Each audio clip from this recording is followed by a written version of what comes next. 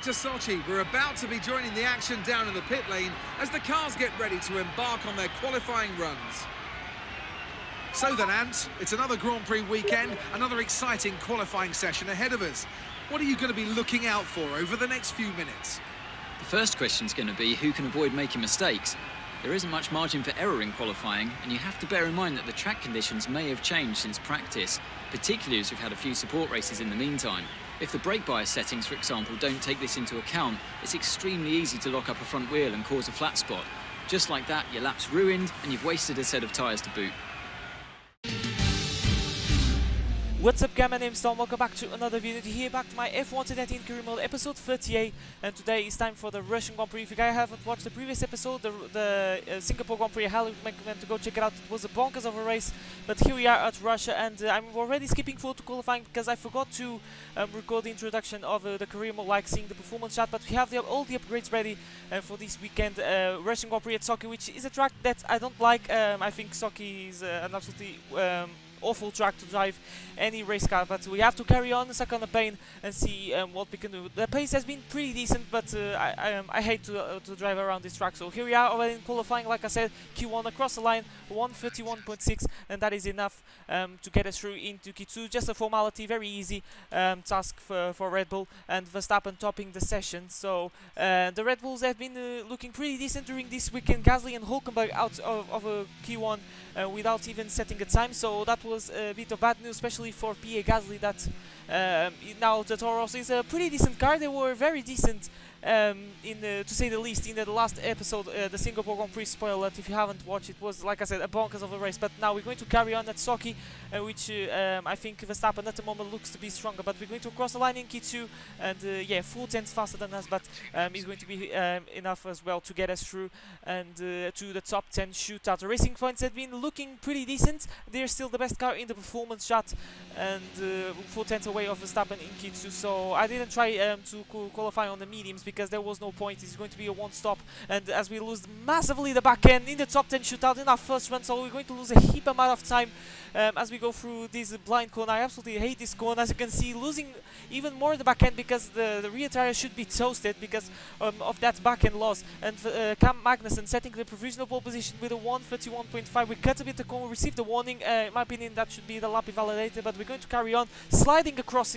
while crossing the line, and we are 5 tenths away of the provisional pole time of Magnussen, and we skip forward in Raikkonen in P2, so that is pretty impressive by the Alfa Romeo. But we have some job to do. Verstappen down into P10, but that's a bit worrying, but don't worry, because Verstappen has this thing that the first run in Q3 is not the best, but then he gains a heap amount of time, a lot of time in the second run, and we're going to do the same, so because there was a lot of time left on the table in the first run. So join me on this lap, going through the long left-hander. There was some tricky conditions in the intermediate conditions, and that's really tricky when you're in wet conditions, but in dry qualifying conditions is for sure flat out. Going bubble on the first sector is always a strong point for us. Where we lose a lot of time against the AI is in the third sector, so is a thing that we have to watch out, because the traction of the AI in this game is absolutely outrageous, and yeah, they gain a lot of time in the corner exits. Open the DRS, we are not gaining that much, but don't worry, but we're going to gain once we start this braking zone, because this was the part of the track where we lost the back end and we lost a heap amount of time. So this time we hit the apex already going green, not going fast in the second sector. I tried to not risk that much like I did in the first run. So here we go, and this time more clean, better line, and out of nowhere we are gaining 1 second in our previous best. So just to see how much we lost, it's absolutely ridiculous to see how much time we lost, and we're still in P6 and not in P10. But here we go across the line, and at the moment it is pole position for the Russian Grand Prix, and as we skip forward till the end of the session, Verstappen sets a personal best, but it is not enough to snatch pole position. It's going to be a Red Bull 1-2 with me leading at the start of this Russian Grand Prix. So positive qualifying for Red Bull in this weekend. We can be champions when it comes to the constructors, and everything looks set to be. So we'll see what we can do in the race. Everything looks to be set to a great weekend for Red Bull. So without further ado, it's time for the Russian Grand Prix at Sochi. Welcome one and all to the Russian Grand Prix. We're just a stone's throw from the Georgian border here at Sochi as we get ready to begin the race that served up an absolute cracker back in 2015. A last lap collision between Kimi Raikkonen and Valtteri Bottas sparked controversy in that race, so let's hope the racing is just as tight today. Built on the shores of the Black Sea, the Sochi Autodrome is a 3.6-mile tour around some of the venues built for the 2014 Winter Olympic Games.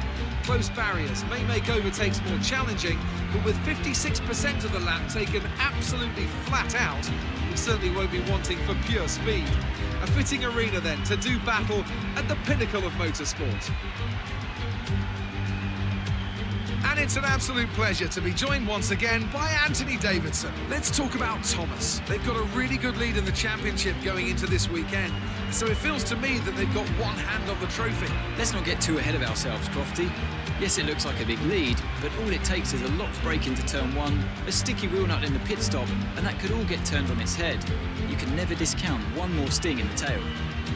Off the back of a fantastic qualifying session, it's time to see how our starting grid looks for today's race. Thomas lines up on pole position and Max Verstappen lines up alongside. As we continue through the rest of the grid today, we have Magnussen, Raikkonen, Lucas Faber and Russell, Bottas, Norris, Leclerc and Roman Grosjean, Hamilton, Giovinazzi, Robert Kubica and Vettel, Ricciardo. They've taken a grid penalty. Fiat, Lance Stroll and Pierre Gasly.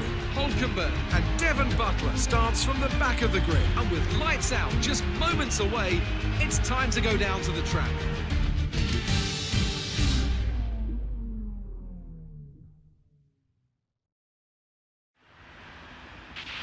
Okay, the run into turn one isn't too long, so the pack will be bunched up. Take care. Thanks, Jeff, and welcome, guys, to the Russian Grand Prix, starting in P1 after taking pole position in the top 10 shootout. So a very positive qualifying, despite not liking this track. I hate if I don't take pole position, you know. But strategy-wise, it's going to be a one-stop for everyone. So the strategy is going to be boring. It's always a boring race at Russia. I don't know what is with me, but with other people, the races at Sochi seem to be, you know, more exciting. But for me, generally, is always a boring race, like in real life. Yeah, everyone is going to start on the soft just to see. So it's not going to be strategic master strokes probably. The only thing that you can do in this race maybe is a 1 or 2 lap undercut. The undercut I think is not that powerful as the other tracks around here, but everything looks to be set to a 1-2 to Red Bull, but we have to watch out for Magnussen, the Racing Points that have pretty decent straight line speed. But here we go, 5 red lights for the Russian Grand Prix, 27 laps ahead of us, and it slides out, and away we go. It seems that it was a good start, the initial getaway was good. We're going to swipe across Verstappen in the inside line, and we find ourselves alongside him, so we're going to try to give him as room as we can. We're going to move on inside because Magnussen gets his elbows out, and he's in the middle of the 2 Red Bulls. We are in a very weird line. We squeeze a little bit Verstappen because we were side by side with Magnussen. Magnussen brake check us! Oh no! Oh no, we have brought big damage. Magnussen brake check us, and this is not minor wing damage. This is I can consider major. It's orange wing damage, and we have like 10 or 11 laps still. Our pit window open, so I need to take a decision. But that was so rude from Magnussen. Even in the game, Magnussen decides to be, you know, this kind of guy that decides to be a little bit dirty, a little bit cheeky, a little bit cocky, and yeah, he brake checked us in the long left-hander. Effectively, it didn't happen like Vettel in 2016, where he was shot into the wall, and his race came to an early end. But we're still in this Grand Prix, but we have to take a decision because our left end plate is missing. And we look at the distance that Lucas Faber now has against us. So we're losing a lot of time, and I'm going to take a decision. Okay, I'm going to pit in this lap. There's nothing that I can do, and we're going to do a super long set of medium tires. This set is going to have 26 laps, so I think I can do this. In terms of tire wear, this circuit is not much of a big deal, to be honest. So I think I can make the one-stop still work, but we have to bear in mind with the AI that they're going to have 10 laps or so laps younger than me. So we have to bear in mind with that, but this is the worst start of Grand Prix after being brake checked with Magnus. We're going to watch the replays, but here we go through the pit lane, and we're going to dress a brand new set of medium tires, and we're going till the end of the Grand Prix. So this came over surprise. We're going to change our front wing as well, obviously, and that's the reason that I'm coming. So I'm hoping that now the AI get stuck in the dirty air, or they start to squabble with each other. But it's a bit hard to squabble around here because this is Russia. We have this huge start-finish straight, but in this game and in the real life, I think it's not enough straight to get some side-by-side action. So we have to pray to the F1 gods that we see some squabbling between the AI today, and maybe we can pull something through. Maybe a top 5 we can salvage this, because now we have to clear. We have fresher tires. The soft tires are going to start to wear out, and we can push it, but at the same time being very careful with these tires, because it's going to be a long stint like Verstappen did. Now some flashbacks as talking about Verstappen. He's leading this race. He's already pulled away from Magnussen, that is actually forming a train. So the Red Bulls are looking Verstappen looking pretty decent to set a race win, and Magnussen in terms of race pace is not looking that famous. Maybe he had some damage, you know. That would be great, because Karma should hit Magnussen at this moment. But we're going to watch the replay. I think Verstappen was squeezed a little bit off the track, so we're going to see. I didn't know that Verstappen was side by side with Magnussen. If it was, I would maybe give a little bit of space, and out of nowhere Magnussen brake checks me. You can clearly see on Verstappen's POV. So we're going to watch Raikkonen's POV. He had a decent start. He's still in P4, and look at this. Oh man, I can't believe. Are you kidding me? This should be a penalty, but I'm gonna tell you already that there's no penalty for Magnussen. I checked the race director after the race, and no penalty for Magnussen. But that is clearly like a 5-second time penalty, or maybe a drive-through, because that was a very serious collision. He probably ruined my race, but we have a job in our hands that is salvage this race. And this is what we want. This is some side-by-side action, and this is between the guys ahead of us, so P19, 18 and 17.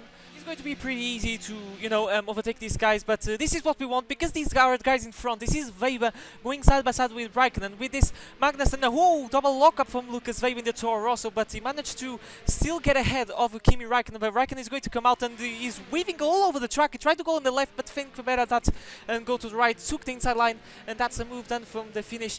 And without Magnussen, he's starting to pull away of these two guys. But this is what we want. As one of the Mercedes, one of the silver hours, is Valtteri Bottas going on inside of Lando Norris, and I'm not showing the replays, not my POV, because there's absolutely nothing to talk about. I'm alone in the world of my own. But if you do a good job, put some consistent laps, and at the same time nurse the tires, which is a thing that I'm not very good at this game, and in F1 games in general, that is nurse the tires, because I always want to push and gain time. So hopefully I don't destroy the tires, and hopefully we don't suffer that much in the closing stages of this race, as Hamilton locks up a little bit. So maybe the tire is starting to get to kick in a little bit on these guys, and this is what we want. They're still battling the Merc and the Ferrari of Charles Leclerc. I believe this is Bottas. He's going to shoot on the inside, and he's going to make the move. No, Leclerc gets his elbows out and managed to maintain the position around the outside. So brilliant stuff from Leclerc, but we will come back to our POV and going to see. So setting green sectors, and yeah, basically this is being a race. It's being a boring race, but actually this was pretty good, because Sochi is not one of my best tracks, so it was a good opportunity to, you know, to to practice this track, because we need to. He's going to be on F1 2020, but surely it's not going to be in my career mode, because we can choose the calendar. But it's always good to practice the tracks, whether we like or not. But setting personal best still on lap 10, so the tires have been pretty decent. I've been nursing quite well, despite that back-end loss that you guys saw in one of the laps. But now the guys ahead of us, everyone that is ahead of us, is beating and Kubica. So Williams think that and Mercedes as well, or Bottas, they don't think that can bring the mediums till the end of the race, and they fit the hard tires, which is a very, very awkward strategy, because around here the tire wear is not that high. It's very easy, you know, to make the one stop from the soft to the medium. So look at me, I'm carrying medium tires for 26 laps at this moment, and I think I'm going to be able to do it. But yeah, now the midfield runners are pitting. So we're going to see the other Williams of the Robert Kubica, I believe, and is fitting the medium. So it's very rare occasions where we see the AI fitting the hard tires in this race. But now we skip forward to RPOV. We come back to RPOV a little bit some moments later because we're going to overtake this guy. So lap 12 is beginning, still setting personal best, so that is pretty impressive. And we're going to overtake, and we are just ahead of Lucas Weber. So this is really great news because this can be a podium, maybe a top 5. I think it is for sure, because Lucas Weber, I think it was in P3 or P4, so the undercut does work, but Weber has better tires, but we have the better car, so maybe the pace can be equal. And as we're coming out of the pits, the other guys are coming out of the pits. We're in P4 because Stroller has to pit, and then he pitted, and we find ourselves in P3 of this Russian Grand Prix. We can score podium after what happened. It would be great if we finish ahead of Magnussen, but I think that is not going to be the case because Lucas Weber is trying to go around the outside for the first corner. This is an inter-team battle between the Red Bull family, and we managed to giving a little bit of a squeeze. So we have now a mission that is maintain Weber behind us, and Magnussen started to pull away. So I think we don't have the pace, the tire advantage to Magnussen. As we are skidding all the way to the last corner, we got a little bit on the grass, as you can see, and we lost a lot of momentum. It's going to allow Lucas Weber to get another chance. We are already in lap 25, so just see how boring this race is being. So apologies for the boring episode, I can say, but this is not that boring because Weber tried to get the position. It's just a copycat move of just some laps later, and yeah, I'm gonna be honest, that was pretty much it. Verstappen is going to win the Grand Prix, and we are going to come out in P3. After starting in P1, we got brake checked by Magnussen. We lost a bit of our front wing, but to be honest, I'm quite happy with the result. I think we drive consistently. I nursed very well the tires, and I'm really happy with myself because I didn't think that I was able to, you know, snatch this podium after what happened. So it's been a very positive day, nonetheless. Despite what happened between me and Magnussen, it would be much better if I finish ahead of the racing point, but to, you know, some karma, you know. But with this, Verstappen finishing P1 and me in the last step on the podium, this is going to mean that Red Bull is going to be Constructors Champion of Season 2. So get in there, guys, because you absolutely deserve it. This is a beast of the car. Red Bull is back on top. Great drive, great drive. We're really happy with that performance.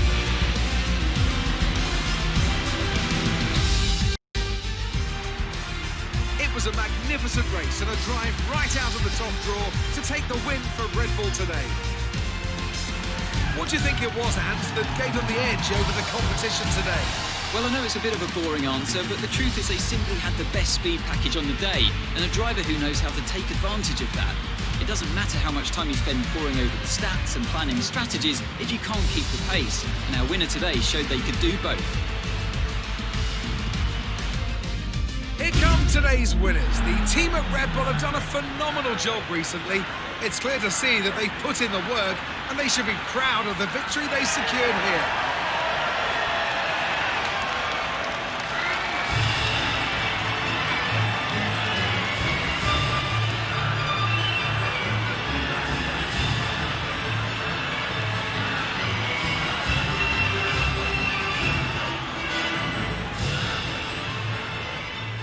If it was me, to be honest, I would punch Magnussen in the podium. No, I'm kidding. I'm not going to do that.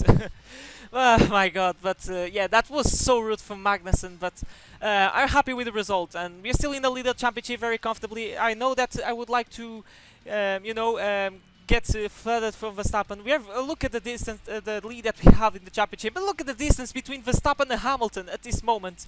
It's almost more than 100 points, so no surprise that we won the Constructors Championship today. But Racing Point now is starting slowly to catch Mercedes, so maybe we can see the pink cars, the pink guns, in the, you know, in the second place of the end of season 2. But the first place is already secured, so congratulations to Red Bull. That was one of my main objectives, is was winning the Constructors, but we have some task to do, that is you know, win the Drivers' Championship, but everything is set to win the championship. So but yeah, guys, that has been episode 38 of my F1 2019 career mode. I hope you guys enjoyed. It was a boring race, I know, but yeah, it's Russia, what you're expecting. And make sure to smash like and scratch, and if you do see plenty more Formula 1 content, really motivates me more. And we have some contract negotiations, so it's going to be the last one of this career mode, and I want to finish in style, get some good perks. gearbox. We failed the first time, but then I reduced some things, and that is going to be our contract for the end of the season, which the next episode is going to be the Japanese Grand Prix, which we need to perform well because it's the Honda home race. So I hope that we can give a 1-2 and maybe a 1-2-3-4 with Toro Rosso behind. That would be a dream of a result, but 2 aero upgrades should be ready for the next episode. So that is going to be that is going to make us, you know, absolute monsters when it comes to the first sector. I absolutely love that section of track at Japan, and we're going to fit some brand new components because I want to be at the maximum, you know, performance at the Honda home race. I want to give a good result, and I decided to take a little bit of pain on this weekend's Russian Grand Prix by taking all the components. I'm going to fit a new gearbox because we already reached the race limit, so we're going to have a free gearbox without any grid penalties. But there is the championship standings being very consistent. Since the German Grand Prix we are in the podium, so consistency is key in Formula 1, and here's a true proof of that. But guys, that has been the video. I hope you guys enjoy, and I'll see you guys for a great video next time. But for now, it's goodbye.